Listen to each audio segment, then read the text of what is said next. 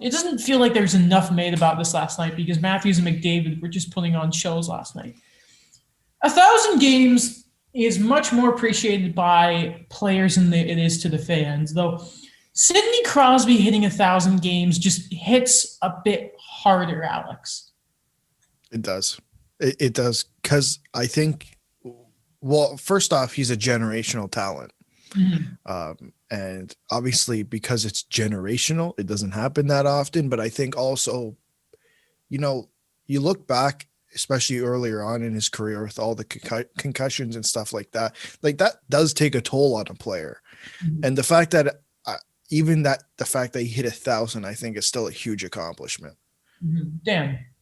Yeah, I think it's a huge thing. I like the points Alex brought up in terms of generational talent and the concussion issues, because, if it wasn't for the concussions, he would have hit this long time ago, these 1,000 games.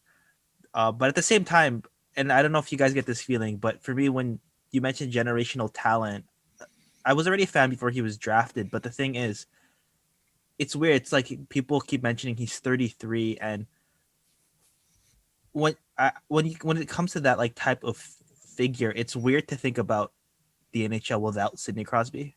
Yeah. If that makes any sense to you. Like, I know that players come and go, but it's just weird. It's like, I'm not saying that he's the exact same player, but maybe this is what I'm feeling fans kind of had in like 1999. They're like, wait a minute, Wayne Gretzky's not going to be there. That's a very good point. This is a David Amber tweet, by the way. Tonight, Crosby plays his 1,000th NHL game. I think he's a top 5 player of all time. Ridiculous resume. 3 Stanley Cups, 2 Olympics. I'm assuming he means gold there. A World Championship, a World Cup, World Juniors, 2 Hart trophies, 2 Conn Smythe, 2 Rocket Richards, 2 Art Rosses. How does he only have 2 Harts, by the way, guys? He's only 33. And I'm going to ask you guys, is Sidney Crosby a top 5 player all time? Daniel? Yes, I think so. Okay. Where does he rank in the 5? I don't know. It's a weird thing because, and I'm not saying this is a bad thing necessarily, but it's kind of hard when we think about these lists and then people a lot older than us will say like, hey, how did you not have that guy on that list? Like, oh, I don't know. He retired 25 years before I was born, or,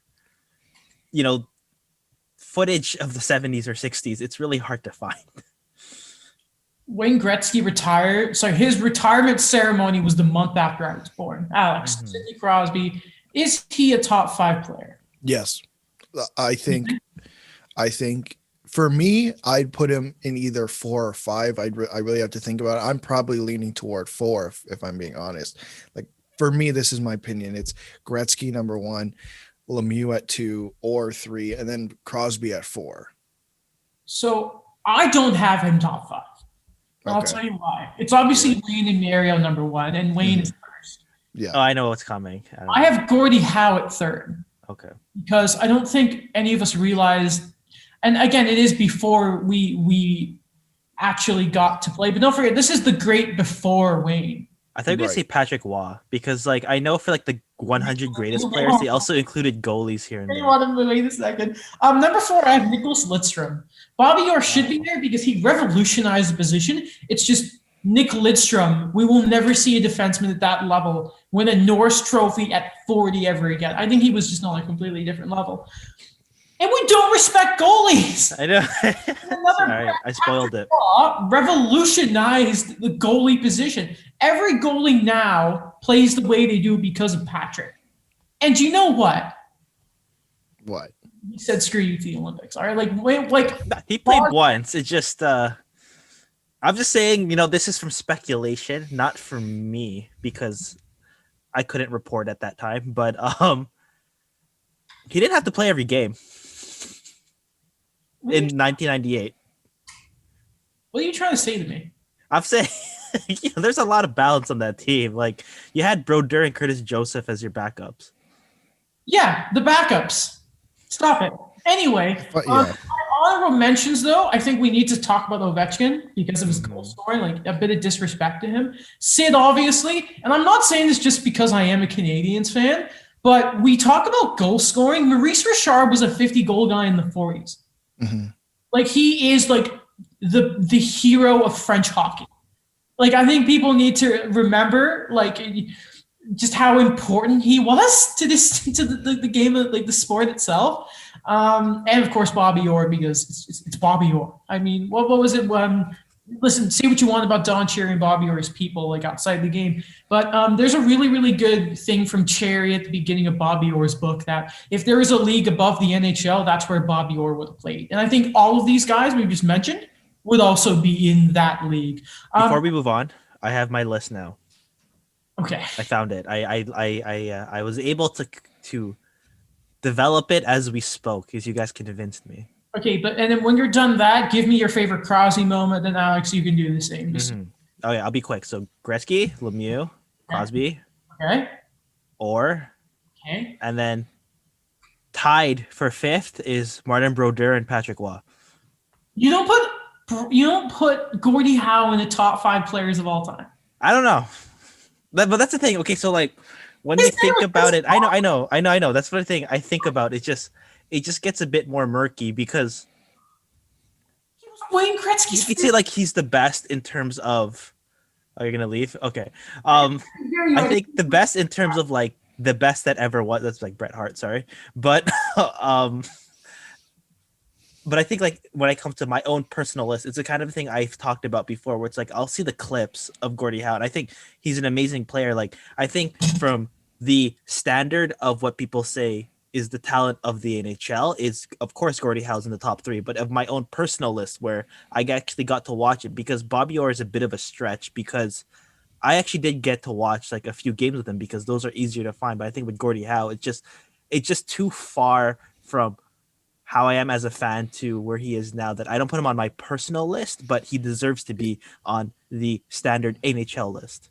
You make a good point for that last point you made, because I think we have, it's the debate that's literally had every year.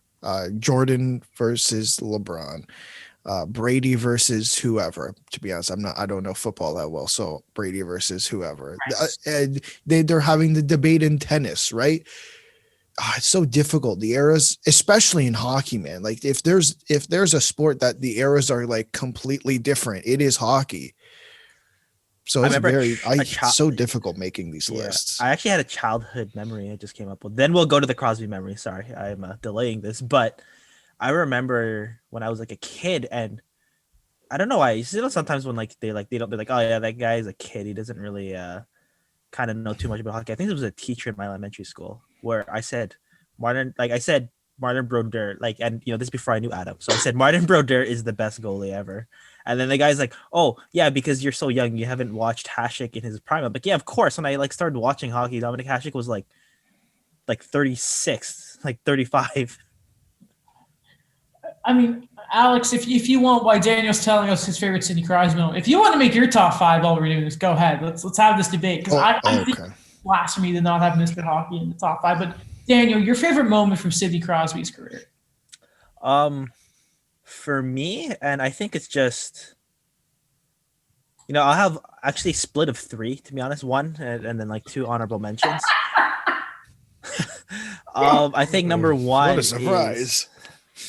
I guess number 1 is when he made the World Junior team as a 16-year-old, because already there was that much hype with him, and it's kind of weird seeing him wear number 9. To be honest, that was always kind of odd to me. But yeah, like just like as a kid, witnessing the fact that when people say like, you know, you're witnessing a generational talent going up in the ranks, and I think when you hear that, that's what started of me saying like, yeah, I actually was a legitimate fan his entire career. The second one is his NHL debut, because I remember, I have the card of it, I have to find it, but it's when he's just sitting on the bench and then Lemieux is just beside him, and it was a crazy thing to me, where it's just, you think about the amount of stuff the Penguins have gone through financially in terms of the talent that's been lost on that team, and then they get Sidney Crosby. I know they got Malkin and they got Fleury, but Fleury wasn't really, like, he was there, but he kept getting pushed back and forth between between Cape Breton, Wilkes-Barre, Scranton, and Pittsburgh, and then Malkin. You don't see him. He's in the KHL for quite a bit before he comes to the NHL. But yeah, just seeing that picture where Lemieux, I actually got to see the tail end of him. He's on the cover of NHL 2002, the game I've played the most out of all the NHL games. It was a crazy feeling for me. Third, and it's not really one that maybe is on a top 10 list anywhere, but it's when he comes back from, I think, his first major concussion and he plays the third line. This is against the Islanders, and he still, despite the limited minutes, dominates. He has 2 goals. Mm-hmm. Alex, go ahead. I only have one. Good, thank you. That's what I asked for. For me, it has to be the golden goal. And I know he's not in a Penguins jersey, but I think it was so impactful, especially for me. I was 10 at the time. I was just kind of getting into hockey. And just to see that, I don't know what words to use to describe it. It was just so over the top. It was so impactful, and it shaped a lot of things. The greatest Canadian sports moment of our lifetime is the golden goal. And I was going to say the golden goal too, because I don't think you can beat it. Though, to give another one, I'm actually going to just one. Daniel. Here. Daniel. I'll give 2 then. Come on. The dueling hat-trick game versus Ovechkin is just so great for me, because it's just it epitomizes. You cannot talk about his career without talking about his rivalry with Ovechkin. It's how lucky we are to see 2 people of that level, and we're seeing that with the next generation with McDavid and Matthews. McKinnon is there as well, by the way, I must say. And also his first game against a Canadian team, his boyhood team. Welcome to the Crosby Show, Canada, when he absolutely humiliated Jose Theodore. Has to be mentioned. All right. I remember that game. I was watching it. Jocelyn Thibault was in net for the Penguins. It's just not right. Congratulations to Sid the Kid. It's been a pleasure to watch you, and it will continue to be.